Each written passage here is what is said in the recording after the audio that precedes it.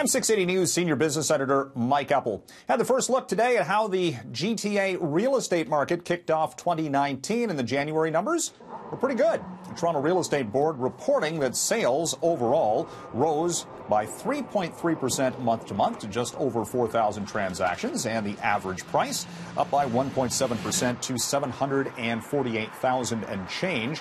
Now, analysts were quick to point out that these numbers, while up year over year, are coming off 2018, where sales were sliding quite dramatically, slowing with all of the new mortgage rules and restrictions that were put into place a year ago. Still, the Toronto Real Estate Board is saying that perhaps over the course of this year, we could see the average price in the GTA testing the records that were set back in 2017.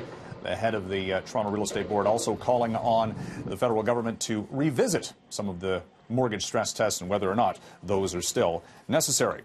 Positive signal for General Motors on its latest quarterly earnings update in today, but it's cold comfort for those who are set to face layoffs as General Motors continues to push forward with the plan to close 5 North American plants. And just this week, the company announced another 4,000 layoffs at its white-collar workforce. GM's fourth quarter earnings fell to $2.8 billion. About $1 billion of that was taken away because that's what it's costing the company for its restructuring efforts.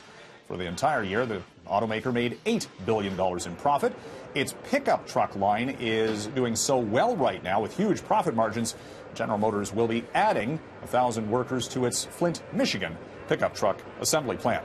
Toyota, meantime, had a strong third quarter. The Japanese automaker made over $12 billion in profit in a single quarter. Sales were also on the rise. Toyota actually would have made more money if not for a hit to the earnings from its investment in the equity market. Suncorp, Canada's biggest energy producer, operator of Petro-Can, lost some money in its fourth quarter. And remember, we were talking about how the Western Canadian Select benchmark oil price was plunging in the final quarter of 2018, down to around $15 per barrel U.S. That was one of the reasons why Suncorp lost money. Another was a hit on its foreign exchange, some U.S. dollar-denominated debt. Otherwise, Suncorp's production levels were affected by the Alberta government curtailment efforts of Canadian oil. The company is raising its dividend, though, by 17% to 42 cents per share. Well, that one-month strike by Canada Post in the holiday sales season last year could not have come at a worse time for Indigo books and music. The country's biggest book retailer says that strike severely hurt their earnings. $21 million in the fourth quarter. Still a profit, but about half of the year ago's earnings. As Heather Reisman, the CEO, said, that really deterred the company from getting product to customers on time in the new retail environment.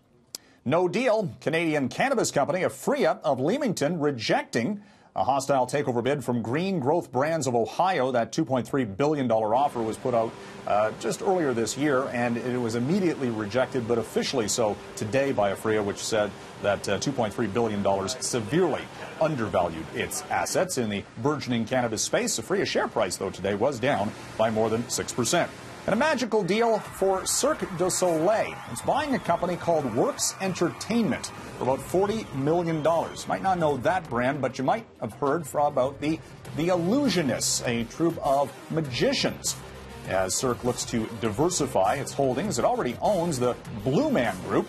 As Cirque also preparing to unveil a new show later this year to target a younger demographic. From the 680 Newsroom, I'm Mike Eppel for City News.